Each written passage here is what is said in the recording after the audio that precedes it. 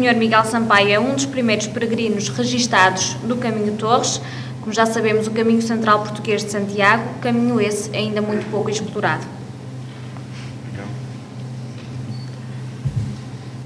Boa tarde a todos. Antes de mais nada, queria agradecer aos oradores, a pessoa de Daniela Ribeiro, da Rainha Ana Mafalda, professora vereadora, Sr. Doutor, Luís Quintales, meu grande amigo, e antes de mais também a esta plateia, porque eu vejo aqui ilustres peregrinos que já fizeram o caminho de Santiago. A vocês também, muito obrigado por estarem aqui. A minha intervenção vai ser basicamente a minha experiência no Caminho de Torres. Como viram, já tudo isto, fotografias que o Luís Quintales já mostrou. Isto tudo começou mais ou menos em 2010, sensivelmente, que eu estava a fazer outro tipo de investigação de outro caminho. Há um caminho que é desconhecido, mas que ficou basicamente parado na altura, em que eu estava a fazer outro tipo de investigação. E nisto apareceu-me, nessa investigação que eu estava a fazer, Dom Diego Torres Villarroel, quando apareceu realmente este site do Luís Quintales. Logo, a partir daquele momento, comecei a fazer essa investigação no site do Luís. E propus-me realmente, naquela altura, começar a fazer este caminho. Digamos que é um trajeto forte. Por isso, não sei se já viram a minha pequena introdução, que é puro, duro e brutal. Este é um caminho realmente, como é que lhes poderei chamar, em termos de dureza do próprio caminho. É facto que não há, quando eu o fiz, não tinha marcações, não tinha albergues, muitas vezes não tinha água, mas era mesmo isso que eu queria, era mesmo essa situação de caminho que eu andava à procura, porque todos os outros caminhos que eu já tinha feito, eu nunca fiz, digo já que nunca fiz o caminho francês, e eventualmente será o último dos últimos caminhos que irei fazer, mas sim sempre a fazer os caminhos portugueses, os que existem cá em Portugal. Esses aí, porque eles existem muitos. Há muita informação sobre isso, sobre a temática do caminho cá em Portugal. E nesta questão do Caminho de Torres, foi realmente, avancei para isso e como é que havia de fazer aquilo. A situação foi que comecei a pensar o que é que havia de fazer e daqui para Salamanca o que é que havia de fazer. E então, a partir daí, comecei, como vocês sabem, todos os peregrinos que estão aqui, o caminho começa sempre na nossa casa, não começa no sítio onde nós arrancamos, mas sempre na nossa casa.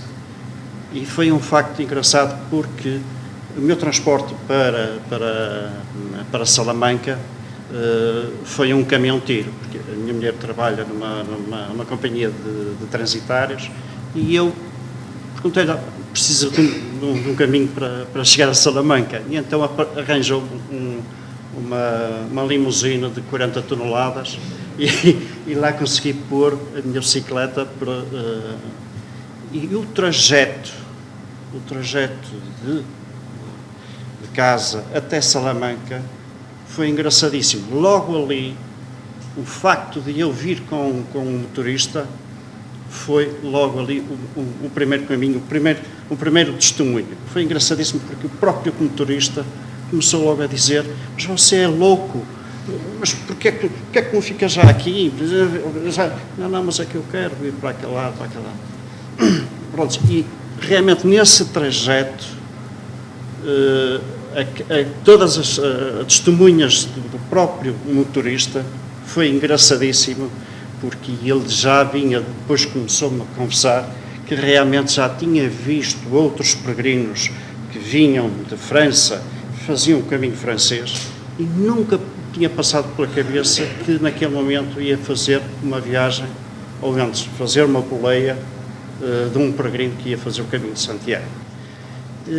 E assim foi. Eu cheguei a Salamanca, no dia seguinte arranquei, efetivamente, às 6 da manhã, porque estava muito calor. Eu fiz o caminho de Torres em agosto, se não me engano, a 18 de agosto, lá choveu. Portanto, começam a ver, isto é Extremadura, comecem a pensar que temperaturas extremamente altas, mas eu isso já estava mais ou menos preparado. Posso-vos dizer que nos primeiros 2 dias, que são cerca de 120 km sensivelmente até a cidade de Rodrigo, sensivelmente, eu bebi 16 litros de água. Portanto, eu bebi só no primeiro dia 8 litros de água. Foi, digo já, quem não estiver preparado, não faça isto no verão, porque realmente é muito violento. Quem não está mesmo preparado para isso. Mas assim fui. A primeira parte desse trajeto foi até Alba de Eltes, porque a minha intenção era realmente chegar à cidade de Rodrigo. Mas cheguei a uma certa altura, eu não tinha ninguém, naqueles primeiros 80 quilómetros até Alba de Eltes, não se vê ninguém. A única coisa que se tem é cavalos, bois, vacas, cães, ovelhas, águias, falcões, e tenho a sensação, tenho quase a certeza absoluta, aí tive um bocado de receio, porque fui sobrevoado por um grifo. Não sei se sabem o que é um grifo, que é uma espécie de um abutre, não é? Em que rodeou-me, planou por cima da minha cabeça. Portanto, aí assustei-me um bocado, porque realmente o grifo é mesmo muito grande, não é? E eu olhava para aquilo e realmente, o que é que andas aí a fazer? O que é que estás aí a fazer? Não começas a esfregar as mãos, porque não... E o que é certo é que foi uma das partes mais complicadas que eu tive, foi realmente ver aquele animal por cima de mim. Pronto, mas de qualquer das maneiras ele lá se entreteu, foi para outro sítio e eu lá segui o meu caminho. Entretanto, cheguei a Alba de Eltes, me viram ali. Em Alba de Eltes eu parei, porque eu tinha muita informação do site do Luís Quintales. E sabia que em Alba de Eltes havia um hospitaleiro dos Caminhos de Santiago. E ali em Alba de Eltes, eu quando cheguei não tinha ninguém também. É uma pequenina aldeia, uma coisa muito pequenina. E o que é certo é que quando lá cheguei, quem é que eu vou perguntar, a quem é que eu me devo dirigir? E o que é certo é que fui a um café, ao café que estava lá, o Dom Juan. O que é certo é que o senhor começou a conversar comigo, a perguntar-me quem é que eu era, o que é que eu estava a fazer, e quando eu lhe disse que eu sou peregrino e vou para Santiago de Compostela, e ando à procura de Dom Jacinto, que isso era uma pessoa de quem eu sabia que morava ali. Ele ficou assim um bocado, espera aí que eu telefonou-lhe, e então os dois jogavam, um que estava a brincar com o outro, tu estás doido, aqui não passa ninguém, vem agora um peregrino para aqui. Não, o que é certo é que Dom Jacinto apareceu e não me deixou sair de Alba de Eltes.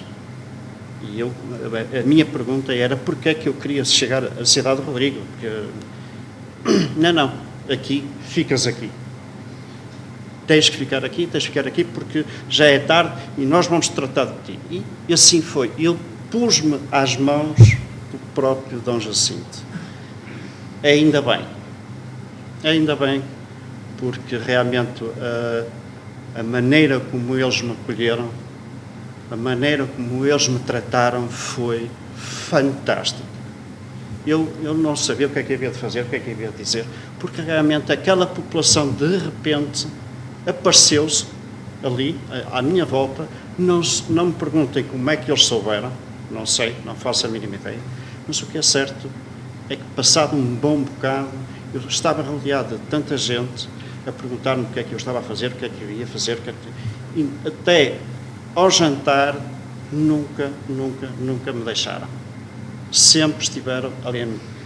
Felizmente, vim a saber há coisa de uns tempos atrás, que no sítio onde eu fiquei a dormir, transformaram essa pequenina escola primária, aonde eles, por simplesmente, arrumaram uma boa parte dessa sala, hoje transformaram isso num pequeno albergue, num pequeno sítio para que os próprios peregrinos possam passar por lá. Fico satisfeito e daqui um grande abraço também para a gente de Alba e para Dom Jacinto.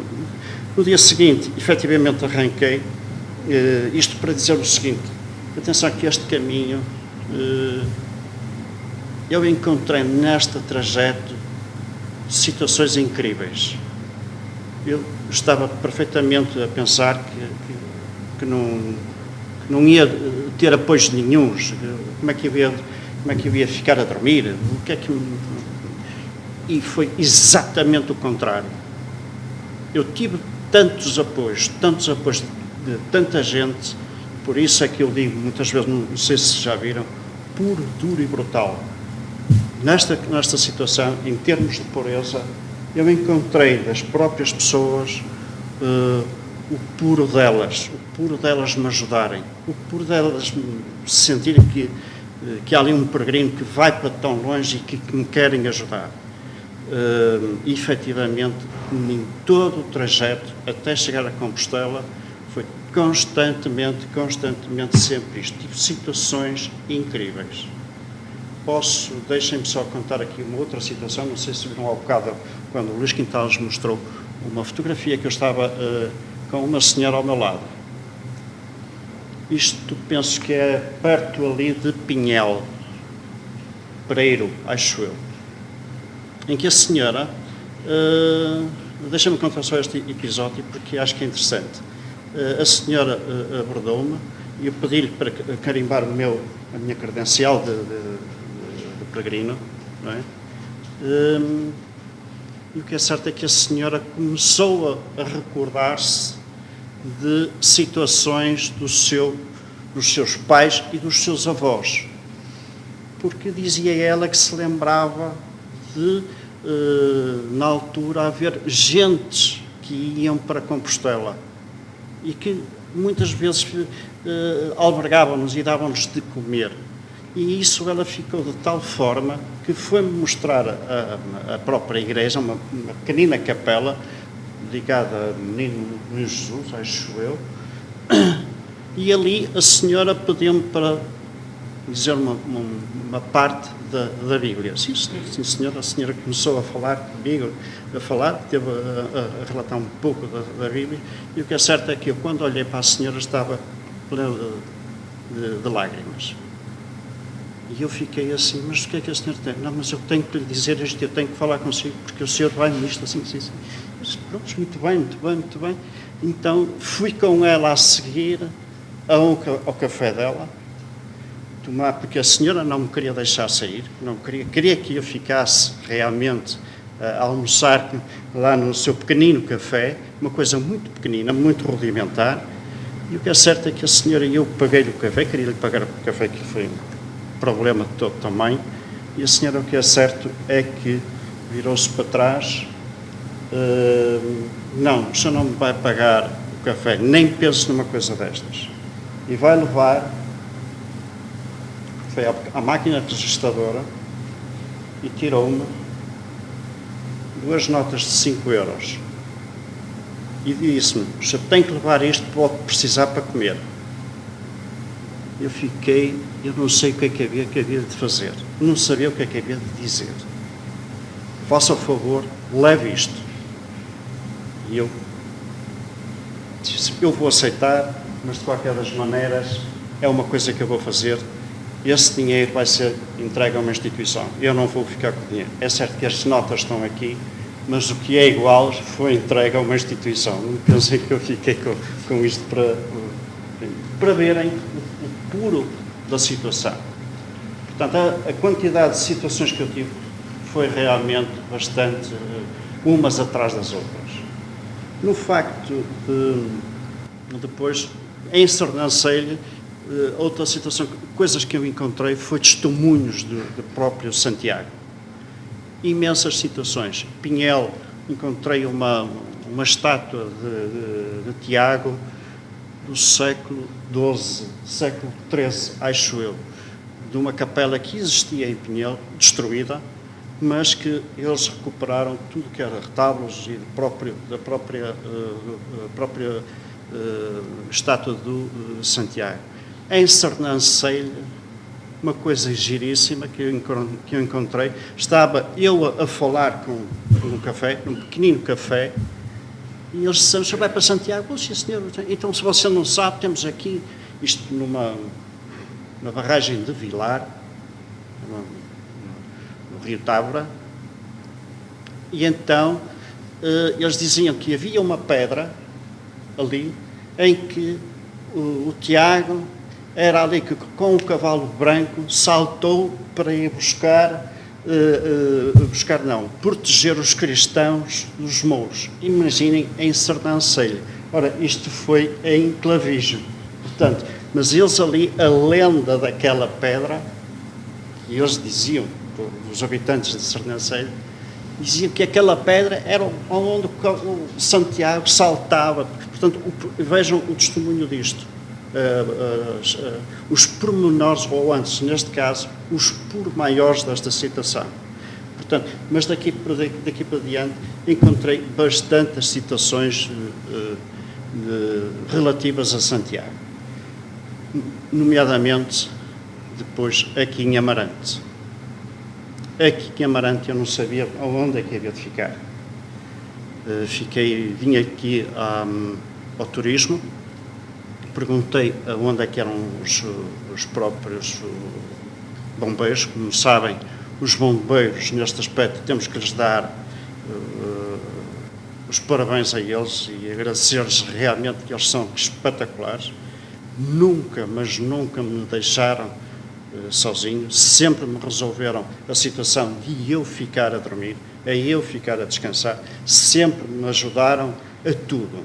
Se não tinham um sítio lá no quartel, que era, na altura, em agosto, eles estavam sempre com o quartel cheio, mas conseguiam sempre arranjar local para mim. E o que é certo é que eu estava a sair dali do turismo, parado com os meus óculos, a tentar ver para onde é que eram os bombeiros, e o que é certo é que, de repente, aparece-me um vulto aproximar-se de mim. E esse vulto perguntou-me, olhou para mim com uma bicicleta cheia de tralha e de sacos e de saquinhos e de GPS e disto e daquilo e daquilo outro. Perguntou-me: "Está atrapalhado, precisa de alguma ajuda?" Precisava de dormir aos bombeiros. Onde é que é os bombeiros? E fulano, essa criatura que estava ali, olhou para mim: "O senhor não vem de Salamanca?" Como é que esta pessoa que está aqui, que eu nunca ouvi de lado nenhum, sabe que eu vinha de Salamanca? O senhor não se chama Miguel Sampaio? Isto já é coincidências a mais, é tanta coisa. Sim.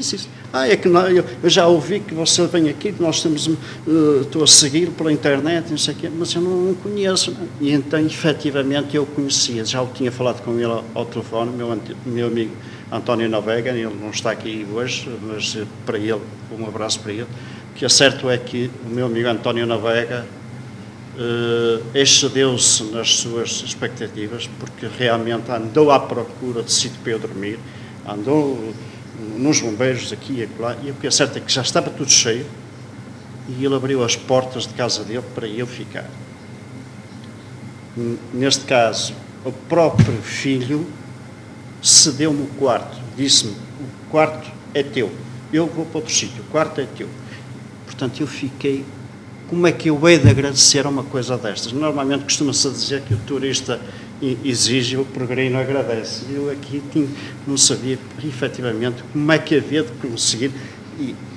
agradecer a estas pessoas que muitas vezes não me conhecem e não me conheciam, como é que eles conseguiam realmente dar-me esse tipo de apoio. O que é certo é que, em termos de próprio caminho, o Caminho Torres é de uma beleza incrível. Tem paisagens fabulosas. Vocês viram ao bocado, através do Luís Quintalas, as paisagens de Douro, as paisagens da Beira. Vejam que isto percorre cerca de 9 regiões. A quantidade, as paisagens imensas que existem é, como eu digo, brutal. É mesmo brutal. Não é fácil fazer isto. Não é para todos, porque realmente é um trajeto extremamente duro.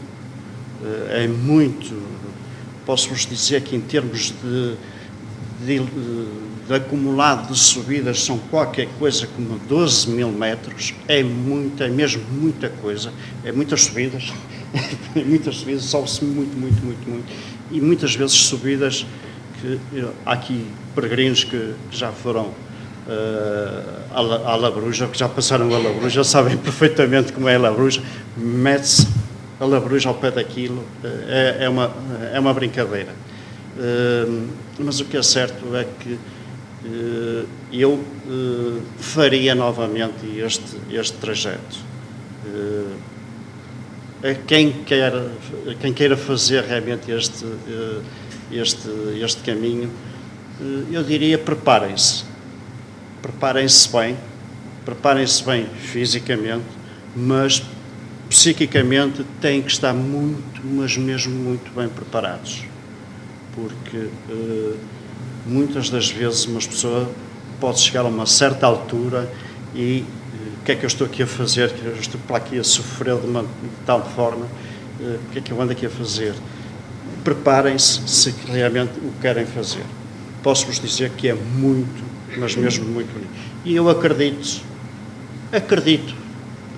que poderá vir a ser este tipo de caminhos que possam vir, porque os peregrinos já começam a estar um bocado fartos do caminho francês, porque o caminho francês está de tal maneira carregado, está de tal maneira consumido, que se calhar este tipo de trajetos é capaz de começar a vir ao de cima. E ainda bem, porque muitos deles ainda estão por descobrir.